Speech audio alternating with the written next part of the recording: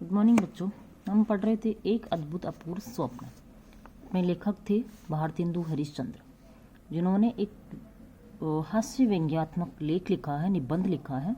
उसमें अपने विचार उन्होंने दिए हैं और उन विचारों में उन्होंने लिखा है, आगे बता रहे हैं कैसे उन्होंने पाठशाला का निर्माण किया, कैसे उन्होंने अध्यापकों की नियुक्ति की, जिसमें हास्य और व्यंग्य दोनों चीज़ें देखने को मिलती हैं।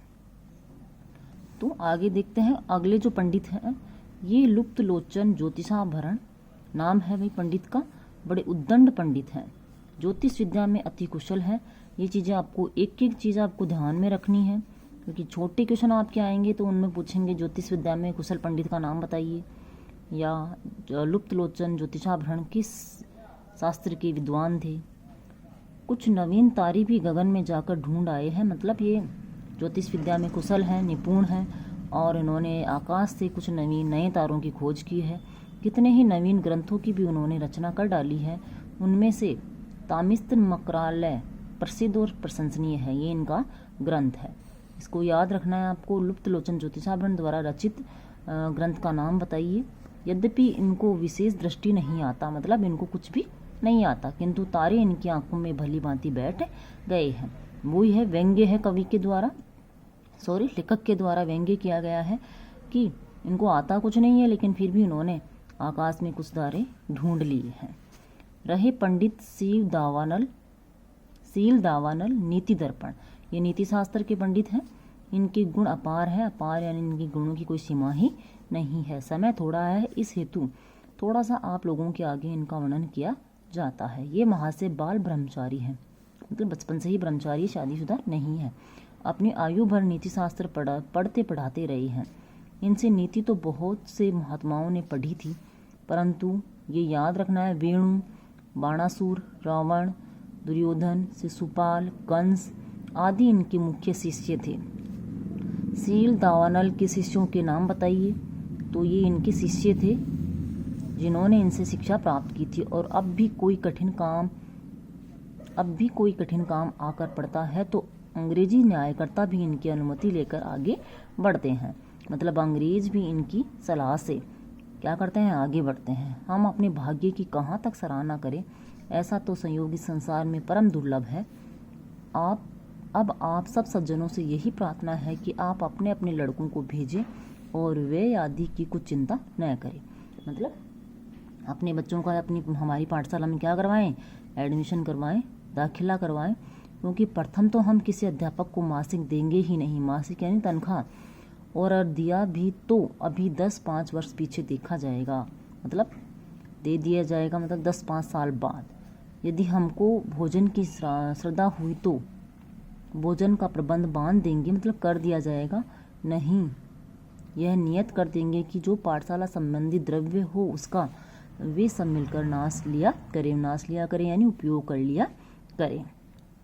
सीधा व्यंग्य है। वर्तमान समय की जो शिक्षा व्यवस्था है उस पर व्यंग्य किया गया है कि उसमें ऐसे अध्यापकों की नियुक्ति की जाती है जिनको खुद को पूरा ज्ञान नहीं होता, और ज्ञान के साथ साथ उनको ना ही तो ढंग से ठीक तरीके से क्या दिया जाता है, पेमेंट, मासिक तनख्वाह दी जाती है, और वह 10-10, 5-5 महीने तक वो पेंडिंग मतलब चलती रहती है।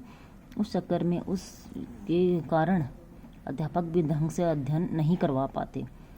तो इस तरह से आपका ये जो चैप्टर है वो पूरा हुआ। जिस तरीके से आपके पद्य भाग में व्याख्या आप लोगों ने की थी उस तरीके से यहाँ व्याख्या तो नहीं करनी कॉपी में तो, लेकिन आपको जब आपके एग्ज़ाम में इसमें से भी क्वेश्चन आता है 5 या 6 नंबर का, तो उसमें आपको व्याख्या करनी होती है, और उस व्याख्या में उसी तरीके से यहाँ भी वही पॉइंट काम में ले जाते हैं जो हमने वहाँ लिए थे।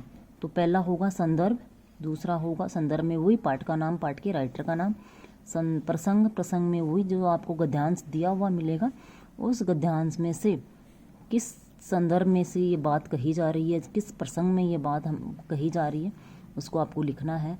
फिर शब्दार्थ लिखने हैं, 1-2 आपको शब्दार्थ देखने को मिल जाएंगे, उनको आपको लिखना है। फिर व्याख्या करनी है। व्याख्या में ये तो पहले से ही गद्यांश में है, तो व्याख्या में ज़्यादा आपको सोचना पड़ेगा कि क्या करूं, तो उसको आपको गद्यांश को ध्यान से पढ़ना है और ध्यान से पढ़ के उसको अपनी भाषा में उसको वापस से लिखना है। फिर विशेष में आएंगे हम, तो विशेष में ये जो चीज़ ये तो कॉमन है आपके सभी में, उनमें वहाँ भी देखने को मिलेगा और यहाँ भी। तो इस गद्यांश की भाषा सरल सरस प्रवाहमयी बोधगम्य है, या बोधगम्य भाषा का प्रयोग किया गया है।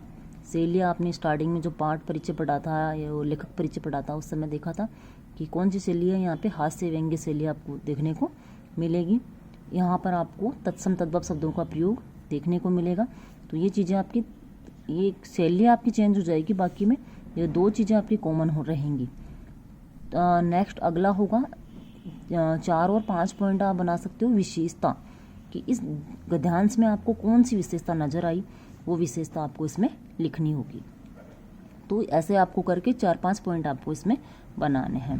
इस प्रकार क्वेश्चन में भी आपकी व्याख्या का 11वां क्वेश्चन दिया हुआ है। तो इस क्वेश्चन को आपको वैसे कॉपी में तो करना नहीं है, वैसे प्रैक्टिस के तौर पे आप करना चाहो तो कर सकते हो। बाकी इनकी भाषा शैली के बारे में क्वेश्चन है, वो है इनकी हास्य व्यंग्य शैली, विचारात्मक शैली, भावात्मक शैली, जो शैलियाँ हैं वो आपको लिखनी है। तो इस प्रकार से वैसे आपके निबंधात्मक क्वेश्चंस कम कर दिए गए हैं या हटाने की बात हो रही है, तो छोटे क्वेश्चंस आने की ज़्यादा संभावना है, इसलिए आप छोटे क्वेश्चंस अंदर से क्वेश्चन बनाएंगे खुद और अपना काम करेंगे। धन्यवाद।